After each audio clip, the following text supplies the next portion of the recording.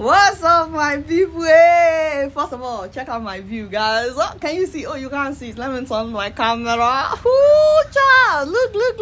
Ooh, father. Hey, we travel solo. Bino. Next time I will take you with me. I would use that background, but I don't want you to be distracted. How have you guys been? I have missed you. As in, there's so much to talk about. Move closer.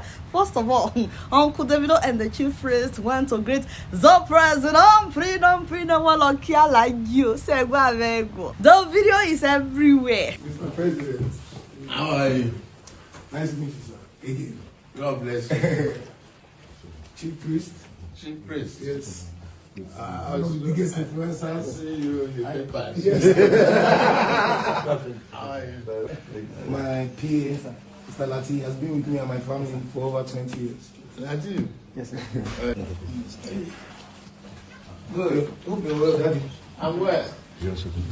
Uncle David, Bonnie, it disappoints me alone. As soon as you saw the president, why didn't you pull him to one side and say, my father, Ilule, Ebin Pawenya, Kusino, Kosomi, there's no light, there's no water, people are getting kidnapped left and right. Abi, you want to tell me that you do not know that so many of your fans, they are finding it hard to eat 3 meals in a day? Why did you waste such an opportunity to tell Alhaji the truth to his face? I must say, bam. They also went to see the vice president, by the way. Same thing. You did not tell him the truth. It don't be me again. But what I don't know is why some Nigerians are giving themselves high blood pressure because of their visit. They are saying Davido has endorsed Tinubu for the election. I said, people can visit anybody that they want to. Because is anybody seriously waiting for Davido to tell them who to vote for? Were you waiting for that would be funny. That would be hilarious. If you are waiting for Omo Baba Olowo or for Olowo to tell you who to vote for, you are gentle. Even if they come out to tell you that this is where you should press your hand, we are endorsing Tinubu. How does that endorsement affect your own cost of living, my dear, in this coming election? Don't let anybody confuse you. Not even your pastor or your imam. Don't let anybody confuse you. You are the one that knows where shoes are pinching you. Of course, they will share money. We know that. They will also share rice. But don't let anybody tell you that, Tinubu will win this election by fire, by force. So don't waste your vote. Why not just take this 5,000 naira and vote for him? My people, that is actually how they win elections. So by convincing people that opposition has no chance. Me, I'm not saying you should vote for Alhaji or don't vote for Alhaji, but don't be deceived. More importantly, why are we even talking about election that is 2 years away? Why is it that this administration is more focused on winning the next election than doing the job for which they were elected in the first place? Common electricity you have not fixed. In fact, that one is still baffling me. This man told us that if he doesn't fix electricity in his first time, that we should kick him out. No be so. Now the same person is spending millions of dollars, not naira, dollars, in the name of buying solar for his own apartment, the presidential villa. Now, what makes you think that the man will now fix electricity if he's setting up solar panel for his own house? You go, God, insecurity keeps getting worse. No, so people are getting kidnapped like it is nothing. You will see family members crying online, on social media, seeking for donations for their loved ones that have been kidnapped. And on top of all of that, many of their loved ones are still getting killed after giving the kidnappers millions of naira. Even the chief of naval staff, he's now hinting that we need spiritual intervention to tackle insecurity in Nigeria. Actually, to be fair to the man, he didn't say it like that. I know that is what the media has been publishing, but they were commissioning new worship centers at one of their barracks when the man said, while we look for military solutions, so we also believe that spiritual solutions are part of what we need to summon the challenges. And by challenges, he's talking about insurgency, terrorism, banditry, and kidnapping. So please tell me, how has this administration made security better? How? But they are so focused on the 2027 election. They are more eager to be in power than to actually serve. What's the point of being in power? It's been 2 full years of Tinubu being president.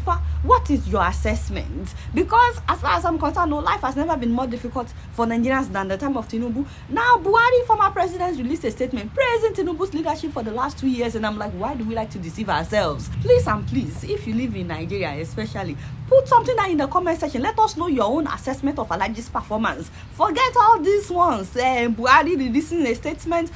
People going to visit Alhaji. Hey, God. Hey, they act as if we don't know what is right from what is wrong. Forget all the PR. Write in the comment section, what is your assessment of Alhaji's 2 years performance? Maybe Alhaji will see the comment section by some kind of miracle. We don't know. Now moving on to Uganda. My Uganda. Guys, you cannot make this up. Like, seriously.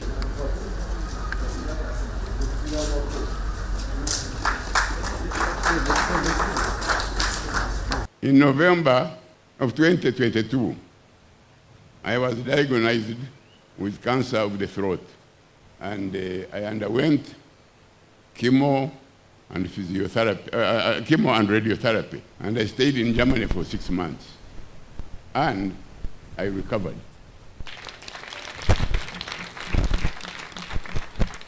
When I got up out of that nasty experience, I promised God and myself that I will build him a church in his honor. Wow. Make it make sense. See, I understand if this were to be a young somebody, but a whole former minister of foreign affairs, a grown man, an elderly somebody who has a near-death experience. I mean, what is cancer? You had cancer, you now went to Germany for 6 months. That is half of a year. And to thank God, you decided to build a church. Even God is in heaven. God is there in heaven doing this, like, what kind of creator is this? That is what God is saying about this man. Not at any point during your 6 months stay in Germany did it occur to you that you are not the only one in need of access to better care than what you have in Uganda. And it did not occur to you that most people cannot afford to fly to Germany or go and park there for 6 months, paying for chemo in euro. So it never occurred to this man, it never occurred to you that what people need is not a church, but a hospital, or a cancer treatment center at least. Why didn't you go to church when you had cancer for treatment? Why didn't you go there? Why did you go all the way to Germany when you could have just parked yourself at a church? Who deceived these people that what God wants is another church building, as if we don't already have enough? So after he built a worship center now, if they get sick, like really sick or terminal illness like cancer, and they are not able to treat it at their local hospital, they will be left to die, or what? I underwent chemo and physiotherapy, chemo and radiotherapy, and I stayed in Germany for 6 months, and I recovered. He said he recovered. Do you know how many people could have recovered if they also had access to better care like he did? But they never recovered. These people have eyes, but they don't see. They have ears, but they don't hear. Look at the big church that he built. Do you know the kind of money that this man must have spent? That it would be enough to build a clinic at least. Now, you know the saddest part of all this? Their president was there. He was present. Yoweri Museveni. Forget about the fact that this man has overstayed in power. He was right there. He was sitting right there, and he's not ashamed. You have citizens that have to go all the way to Germany for treatment, and you cannot confidently say, but why didn't you go to the general hospital that I built now? Now the same person came and he's dedicating a church, and you were sitting right there. God. I want to thank Manish for finishing the cathedral, the bishop's house. But I will also contribute 100 million to that house. What will it take for these people to actually wake up? Seriously, guys, what will it take for these people to have common sense? As in, this thing is common sense. So it is common. As in, now I know why they said common sense is not common. And it's also bad. Oroni. Whoever came up with that phrase, they know exactly what they are saying. Common sense is not common. Yeah. My Ugandan people, let us hear from you. How is their church treating you? The new God. How is the new church treating you? Now you are closer to God because of a building. What about your health? How is your health doing? Do you guys want more churches? Because I know some Nigerians that will be happy to come and open shop.